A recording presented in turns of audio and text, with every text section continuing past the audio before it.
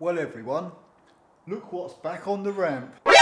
So anyway, if you want to watch the backstory to this particular Jonah of a car, you can watch it here.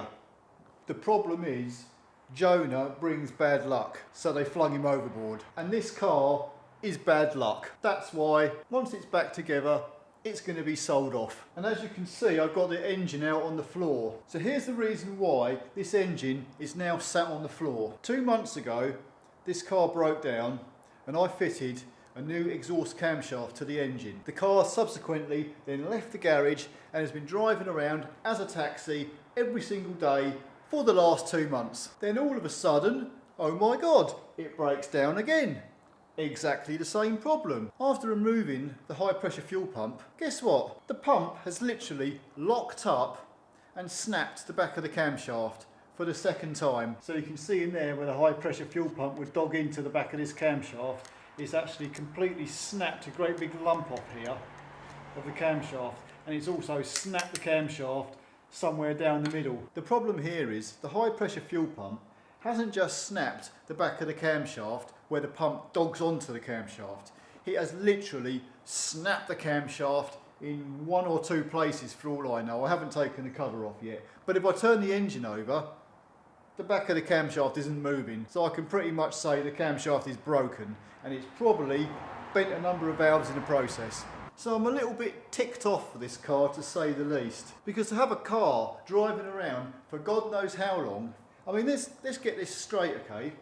When this car came here, there was a part of the camshaft that was missing where the pump dogs onto it. That was years ago that must have broken, and then all of a sudden it's broke again. I find it a little bit strange how this high pressure fuel pump can break the camshaft. I replace the camshaft and let the car go out again, and then 2 months later it breaks it again. I would have thought if the pump was going to lock up, it would just bloody lock up and be done with it.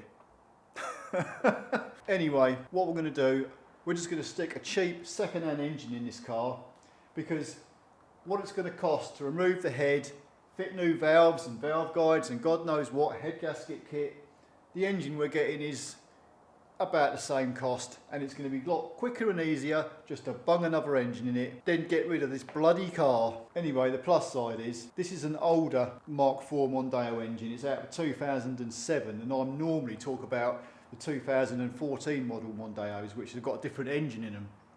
So on this one, I'll do a few short videos showing how you remove certain things off this particular engine. And I'll start off with a really easy one for today, which is going to be how to remove the starter motor. So here it is, one starter motor at the front of the engine. Oh, and before you replace the starter motor, disconnect the battery on the car.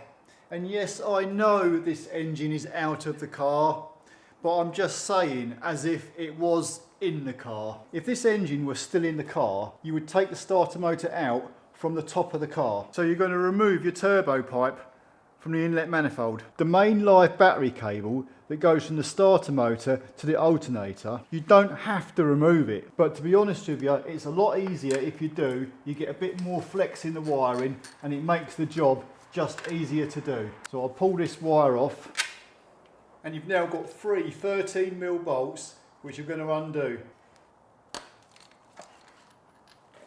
You can now literally pull the starter motor out and then twist it up. And now you've got it at an angle, you've got a better view of the terminals you need to undo. So you've got one 13mm and one 10mm. You can now just pull these wires out the way and then lift your starter motor straight out through underneath the bonnet. One starter motor. You'll notice behind the starter motor the hole in the engine block where your timing pin goes through into your flywheel to lock your engine. So I mean, even I've got to admit, replacing the starter motor on one of these Mondeos is a pretty easy job. But that's it. Done. I'm out of here. See ya.